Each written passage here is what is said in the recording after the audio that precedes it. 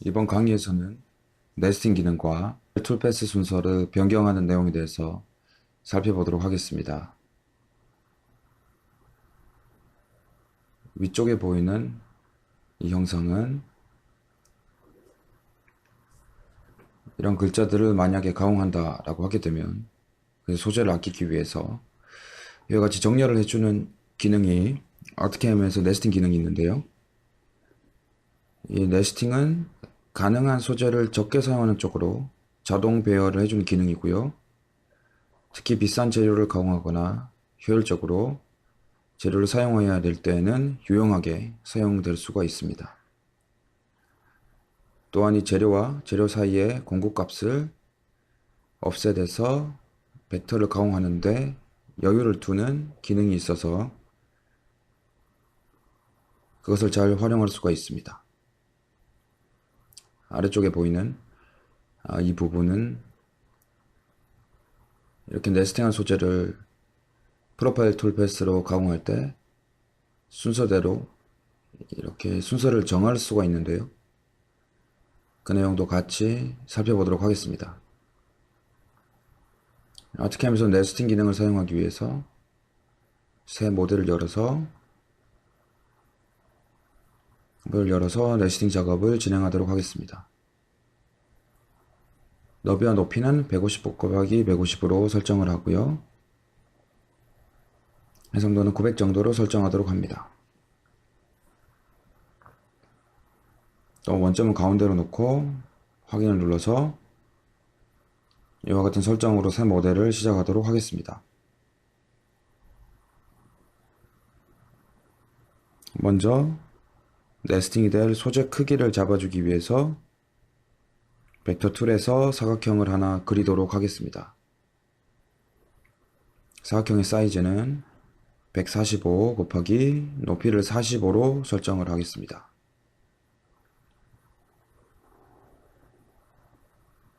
중앙으로 하여서 사각형을 하나 생성하도록 하고요.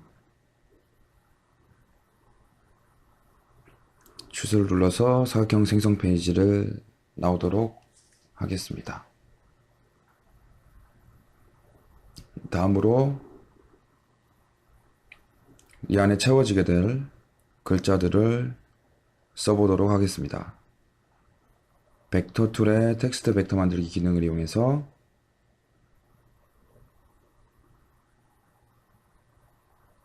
폰트는 에어리얼 폰트에 크기는 10mm로 해서 취소를 누르고 커브가 지금 커브에 정렬되도록 있어가지고 여기에 취소 버튼을 눌러서 텍스트를 이제 써보도록 하겠습니다.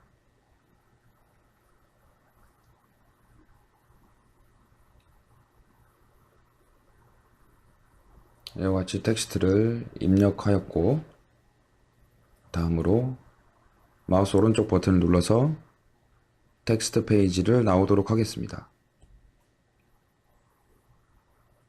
지금 하나로 이렇게 그룹화 되어져 있는데요. 그래서 마우스 오른쪽 클릭을 하셔서 그룹을 풀어주도록 하고요. 글자 하나하나만 그룹이 되어 있습니다. 이렇게 그룹을 푼 다음에 글자를 선택을 하고 Shift를 눌러 동시에 사각형을 선택을 하고 벡터 위치 조합 트림에 있는 네스팅 기능을 이용해서 선택한 사각형의 소재에 맞게 이것을 자동화로 배열하도록 하겠습니다. 네스팅 옵션을 살펴보게 되면 툴패스 다이멘션 영역에서 이것을 가공할 공구의 파일을 지정할 수가 있고 그 공구가 지나갈 때 여유값을 설정하여 안전하게 가공을 할 수가 있습니다. 엣지에서의 여유값도 따로 또 주실 수도 있습니다. 다음으로 설정 부분이 있는데 이 부분에 정렬이 될 글자들, 개체들이 회전을 해서 정렬을 할지, 아니면 밀어된 형태로 정렬을 할지, 아니면 파트 속에 파트가 들어갈 수 있게 정렬을 할지, 어떻게 정렬을 할 수 있을지 그 정도를 체크해 줄 수가 있게 되는데요. 제가 먼저 옵션을 다 끄고 네스트 기능을 한번 적용해 보도록 하겠습니다. 선택을 오른쪽에서 왼쪽으로 이렇게 다 같이 선택되도록 하고 네스트 기능을 선택을 하게 되면 지금 정렬져야 될 글자들이 각각의 위치에 offset 값을 가지고 아래쪽에 정렬된 것을 확인할 수가 있습니다. 이것은 네스트 기능을 사용할 때 왼쪽 하단에서부터 정렬되도록 하는 옵션이 적용이 되어서 이렇게 하단에 정렬이 된 것이고요. 이때 네스트 방향을 X축으로 해서 오른쪽으로 이렇게 X축으로 정렬이 되었습니다. 이때 커브 톨러런스는 0.01로 개선을 하였고요. 그럼 언두를 눌러서 옵션 설정에 관한 옵션을 하나하나씩 살펴보겠습니다. 다시 오른쪽에서 왼쪽으로 이와 같이 선택을 하고 파트 로테이션, 파트 하트 하나가 회전하는 것을 허용하게 될 때 그때 각도를 15도씩 회전하게 된다면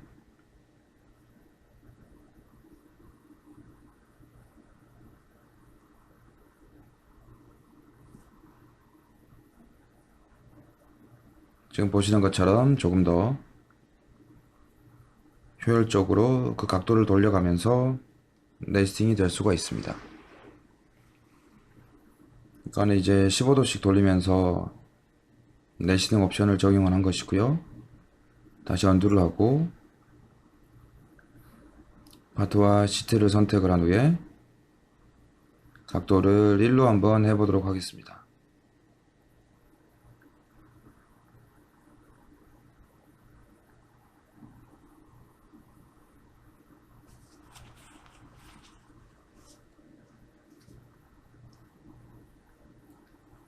각도를 1도씩 돌리게 되면 조금 더 가장 적합하게 소재를 절약할 수 있게 정렬이 되지만 1도씩 돌리면서 개선을 하기 때문에 시간이 조금 걸릴 수는 있습니다. 각도는 15도로 다시 설정을 하도록 하고요. 지금 보시면 회전만 가능하게 정렬이 된 상태인데 이번에는 미로도 가능하게 해서 네스트 기능을 사용하도록 하겠습니다. 먼저 이 정렬되어 있는 이 부분을 원상복구 시켜서 언두를 눌러서 원상복구 시키고 다시 선택하고 네스트 기능을 적용해 보도록 하겠습니다.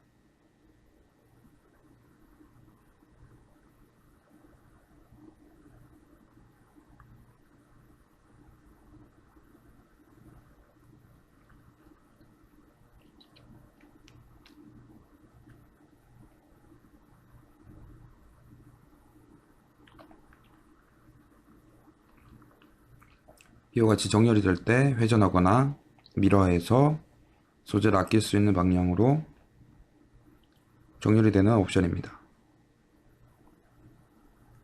세 번째 옵션은 파트 안에 파트가 들어갈 수 있게 하는 건데요. 사실 여기서는 그만한 파트가 없기 때문에 아마 보여지지는 않을 것 같습니다. 그럼 네 번에 있는 길로틴 컷까지 선택하고 네스트 기능을 적용하도록 하겠습니다.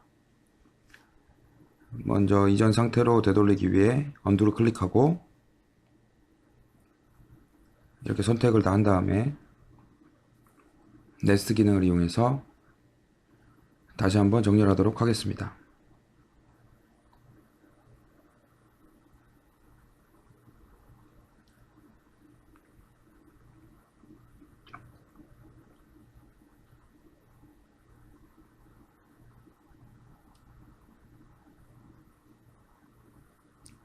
길로틴 컷 같은 경우는 이와 같이 일직선, 수직선이나 수평선이나 수직선으로 자를 수 있게 이 라인을 그려서 정렬을 해주게 됩니다. 길로틴 컷은 체크를 풀도록 하고 다시 언두를 눌러서 다른 옵션에 대해서 살펴보도록 하겠습니다. 시드 파트를 모두 선택을 한 후에 네스가 되는 정렬 기준을 지금과 같이 왼쪽 하단으로 했는데요. 오른쪽 하단으로 놓고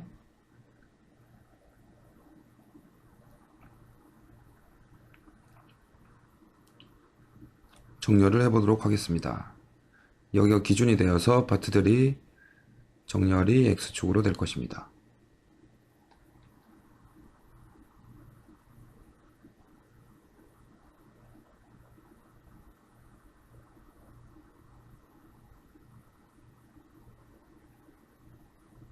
어차피 이쪽이나 이쪽이나 아무도 비슷하게 X축 방향이기 때문에 비슷하게 보이실 겁니다. 이번에는 왼쪽 위쪽으로 하고 방향은 X축으로 해서 다시 한번 원성복구 시킨 후에 파트와 시트를 선택을 하고 네스팅 기능을 적용해 보도록 하겠습니다.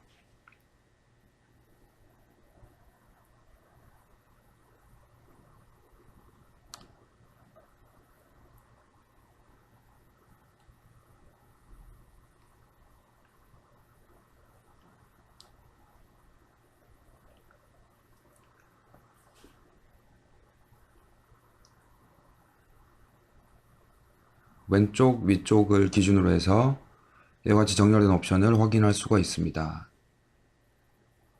이번에는 방향만 한번 바꿔보도록 하겠습니다. 다시 언두를 클릭해서 원상 복구를 시키고 선택을 하고 네스팅 기능을 적용해 보도록 하겠습니다.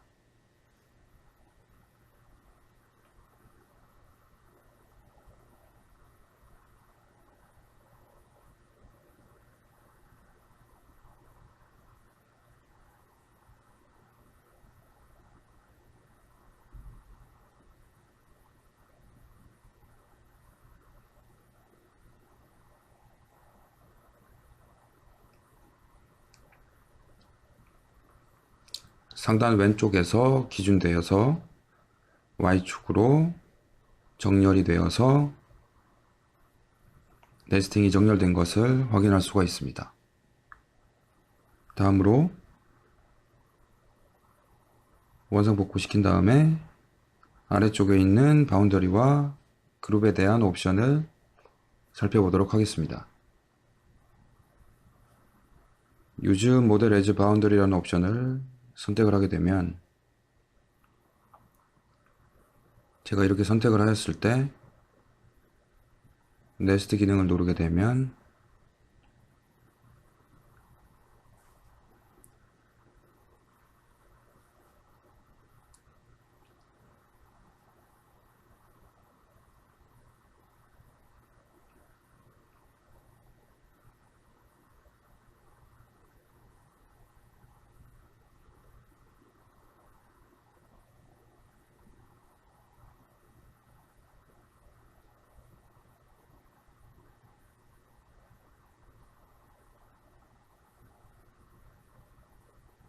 이 사각형의 소재가 아니라 이 사각형 소재로 인식하고 글자들이 정렬되는 것이 아니라 모델의 바운더리, 영역으로 생각을 하고 소재를 생각하고 이 사각형과 글자들이 정렬된 것을 확인할 수가 있습니다.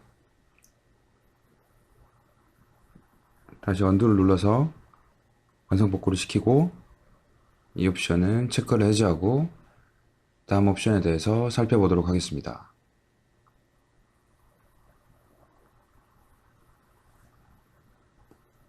두 번째 옵션의 경우는 레스팅한 개체의 형상을 안과 밖에 있는 외곽을 그룹을 지어줄지에 대한 여부에 대해서 체크를 할 수가 있는 부분이고요. 이건 자동으로 아트캠에서 계산된 형태로 하다 보니까 원하지 않는 경우들이 종종 있어서 사용하지 않도록 하겠습니다. 다음으로 그룹 네스티드 벡터에 체크를 하고 한번 결과를 체크해 보도록 하겠습니다.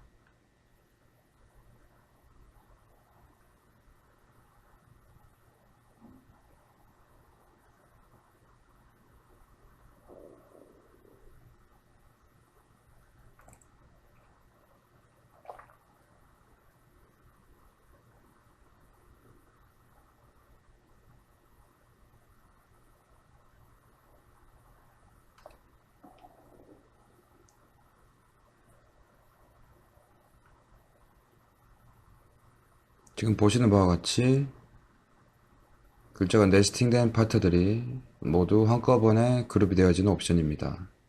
체크를 풀고 언두를 해서 원상복구 시킨 다음에 마지막 옵션에 대해서 살펴보도록 하겠습니다.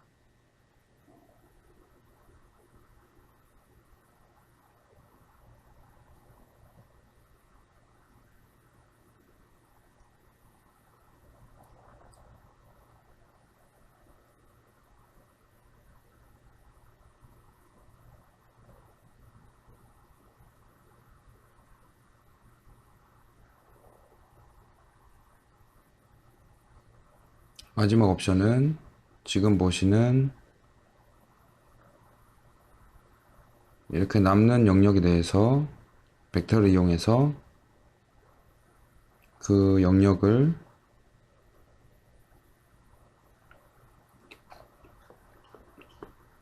남는 영역에 대해서 알 수 있도록 벡터로 표시해주는 옵션이 되겠습니다.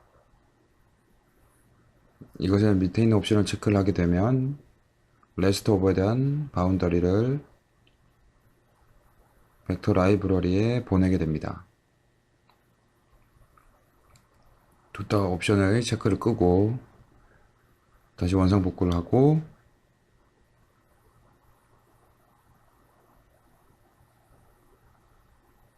선택 후에 만약에 제가 X가 5개가 필요하다 그러면 5개 라고 입력을 하고 다시 선택을 하도록 하겠습니다. 보시면 X는 5개고 나머지는 하나씩 정렬이 되게 될 것입니다.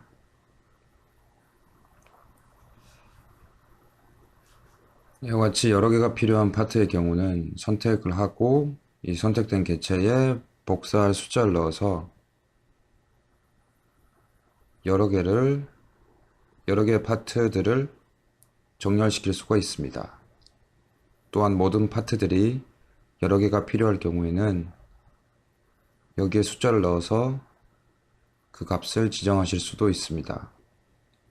지금 보시면 이 텍스트에서 X가 하나가 있었는데 지금 하나, 둘, 셋, 넷, 다섯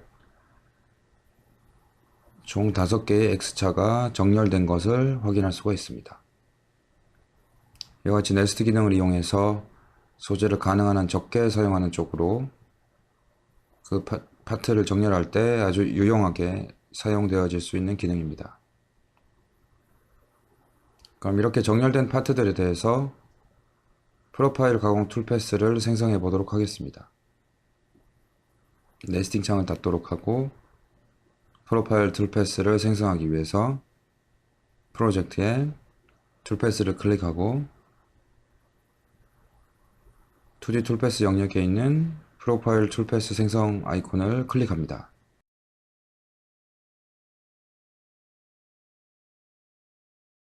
프로파일 툴 패스 기능을 선택하여 이 창을 띄워보도록 하겠습니다. 네스팅된 파트들을 선택을 하고 바깥쪽으로 선택된 벡터 바깥쪽으로 프로파일 툴 패스를 생성하도록 하겠습니다. 프로파일 툴 패스를 생성할 때 그 값이 정확하게 가공이 되도록 여유값은 0으로 두고요. 아래쪽에 있는 쉐입 코너와 샤프 코너와 코너를 날카롭게 표현해 주는 거와 마지막 패스 두께, 마지막 패스 가공 여유는 여기서 필요 없기 때문에 사용하지 않도록 하고요. 다음으로 가공 깊이는 소재 상단에서부터 2mm만큼 가공을 하도록 하겠습니다. 이때 만들어지는 툴패스의 공차는 0.01로 계산하도록 설정을 하고요. 가공할 공구는 아까 네스팅을 할 때 4mm 엔더밀로 하였기 때문에 엔더밀 4파일을 선택해서 프로파일 툴패스에 설정하도록 하겠습니다. 옵션은 그대로 설정하도록 하고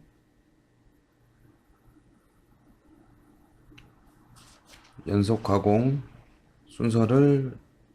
순서에 대해서 살펴보고자 하는데요. 이 옵션으로 해서 지금 계산을 눌러서 그 순서를 살펴보도록 하겠습니다. 그 순서가 최적화된 상태로 이와 같이 가공이 진행이 되게 됩니다.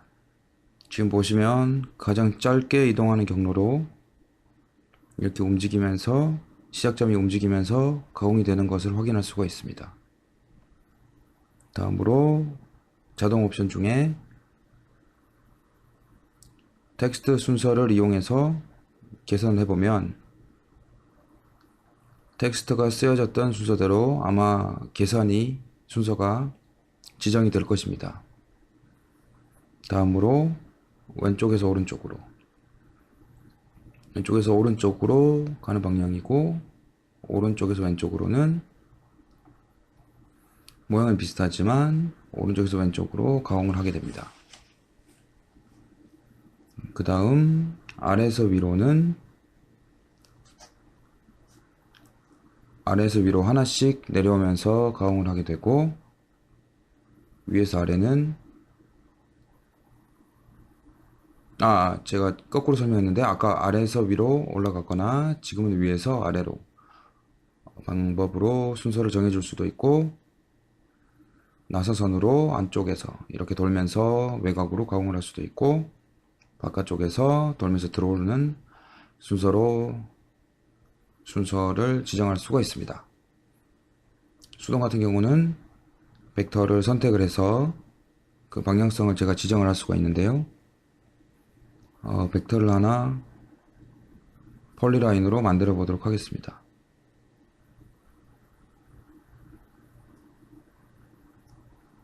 폴리라인으로 시작점을 클릭하고 끝점을 클릭해서 마우스 오른쪽 버튼을 눌러서 나오고 지금 벡터를 선택하고 지금 만든 벡터를 선택을 하고 프로파일링에서 벡터를 설정해 준 다음에 다시 파트들을 선택을 하고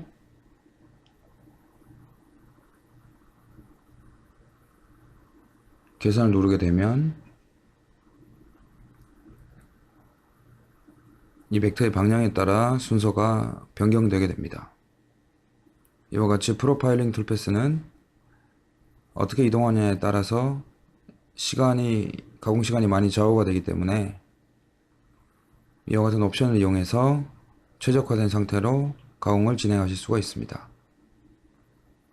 이번 강의에서는 소재를 아끼기 위한 네스팅 기능에 대해 살펴보았고 이렇게 네스팅 기능으로 정렬되어진 파트들을 프로파일링 툴패스를 이용해서 가공을 하는데 이때 순서를 최적화해서 가공 속도를 빠르게 할 수도 있는 방법에 대해서 살펴보았습니다. 감사합니다.